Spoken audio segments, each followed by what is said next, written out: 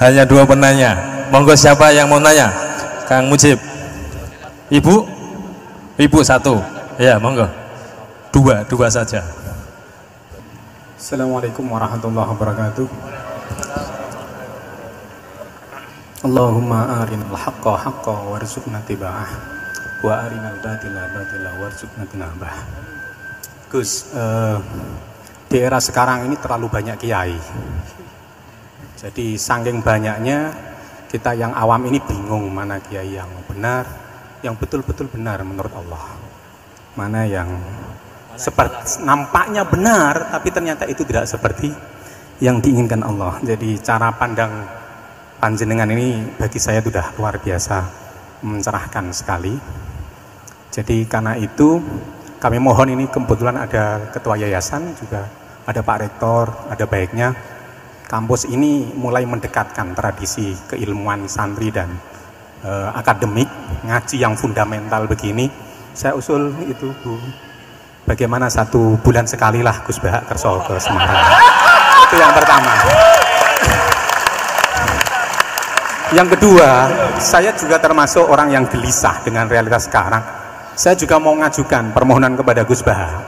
Permohonan yang paling ini, Mbak jenengan nulis 1 buku, saya muslim saya happy gitu loh. Ini kayaknya pas banget ini. Jadi ben ora ketok kok serius banget beragama, saiki iki abot banget gitu. Itu yang ketiga, ini penting sekali bagi kita orang-orang tua.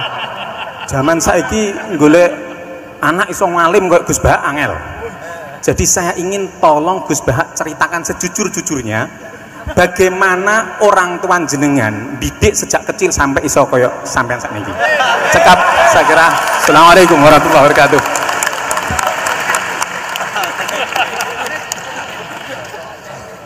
Yang kedua, monggo. Mohon dibantu mic.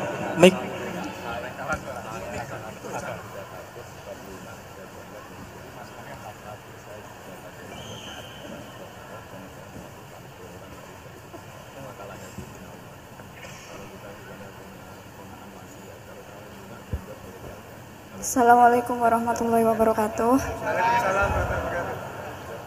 Gus Bahak, kula badhe tangklet. Jangan kayak ini ya. Happy.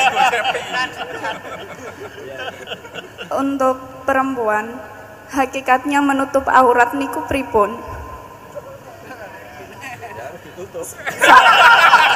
Soalnya kula gadah teman niku rata-rata santri tapi kok mboten menutup aurat secara sempurna. Nah, kula pengen ngertos ilmune niku sing jelas pripun. Sampun.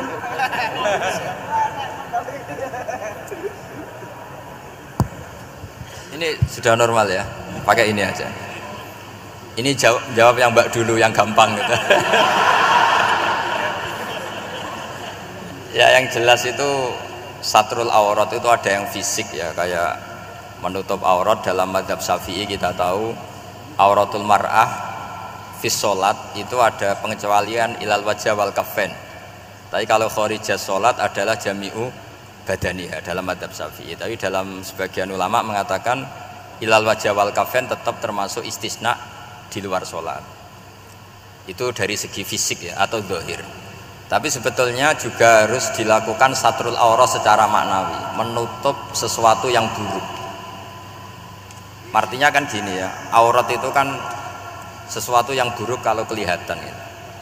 Sehingga misalnya kasus di beberapa negara mungkin fisiknya sudah benar ditutupin tapi mungkin tetap maksiat.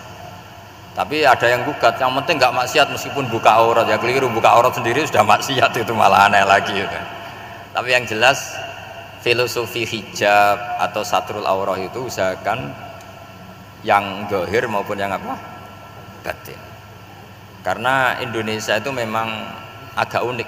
Saya sering ketemu peneliti dari beberapa negara, meneliti Indonesia itu paling pusing. Kadang ada orang yang auratnya biasa datang ke masjid, itu kan bingungkan malaikat, mau ditulis dosa itu ke masjid, mau ditulis toat itu buka aurat. Nggak tahu hitung-hitungannya gimana nanti. Tapi memang ya sudah seperti itu. Yang jelas standar aurat ya kita tutupin. sesuai standar madhab Syafi'i maupun mengikuti yang tidak apa Syafi'i, tapi filosofinya juga harus kita ikutin. Jadi dua-duanya harus kita ikutin sebagai perintah, bukan sebagai syarat. Itu beda loh, perintah sama syarat itu.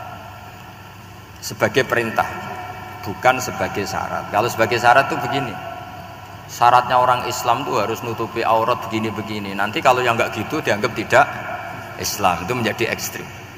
Tapi kalau sifatnya perintah, ya perintah saja. Yang nggak melakukan paling banter dianggap fasikoh atau tidak solihah, tapi tidak sampai menjadi keluar dari Islam. Ya jadi gitu ya. Jadi karena apa ya? Ya sudah seperti itu. Obsesi kita tentu ingin kesolehan, sebagai perintah. Saya ulang lagi, jangan biasakan kalau ada aturan itu sebagai syarat. Misalnya gini, kowe nak ora alim ra anakku, itu bahaya. Mosok ora alim terus ora anakku, karena rata-rata orang itu udah alim gitu. Nanti terputus dari bapaknya semua. Tapi hanya sifatnya perintah. Perintahnya seorang bapak ke kita supaya alim. Makanya ulama mengatakan perintahnya Allah. Perintah itu lebih rileks daripada disebut syarat. Karena syarat sekali nggak memenuhi menjadi ndak. Makanya Sayyid Muhammad kalau ngarang kitab sering wajibat itu lebih ringan ketimbang apa? Syarat. Jadi beda kalau dalam filosofi ilmu itu. Jadi gampang perintah. Tentu yang nggak melakukan perintah itu ya kurang baik, tapi tidak sampai keluar dari apa? Islam. Karena perilaku kesolehan itu perintah, bukan syarat. Sehingga Nabi nanti ngendikan beberapa yang masyhur itu kan, syafaati li ahlil kabair min ummati. Meskipun umatnya yang nggak benar ya tetap diakui sebagai umat.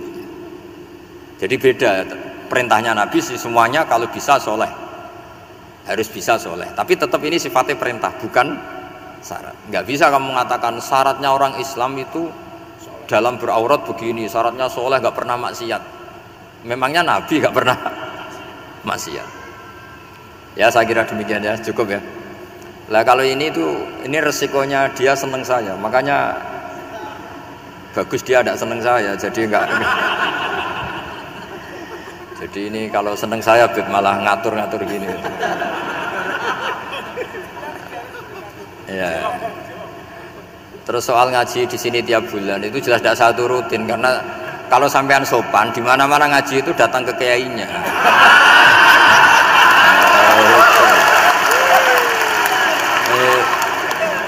Itu kalau Imam Malik ada pertanyaan kayak Anda dimarahin, al ilmu yu'ta la ya'ti. Jadi sumur itu tidak tangin, bukan sumurnya dipindah. Ini enggak sopan sekali.